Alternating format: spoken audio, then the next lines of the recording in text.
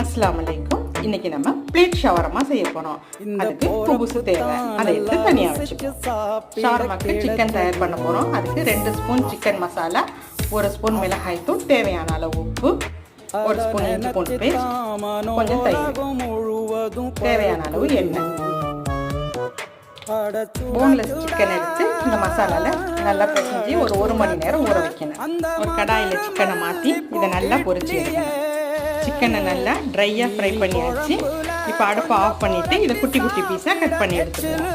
ஒரு கோப்பையில் குட்டி குட்டியாக நறுக்கின சிக்கன், மெலிசாக நறுக்கின முட்டைகோஸ், கேரட், தக்காளி, கொஞ்சம் pepper powder, 2-3 table spoon mayonnaise.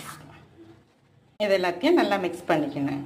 ஒரு குபூஸ் வச்சு அது மேலே மயோனீஸை நல்லா ஸ்ப்ரெட் பண்ணிக்கோங்க. சிக்கன் சலாடை ஸ்டஃப் பண்ணிவிட்டு ஒரு குபூஸை வச்சு மூடிக்கிங்க.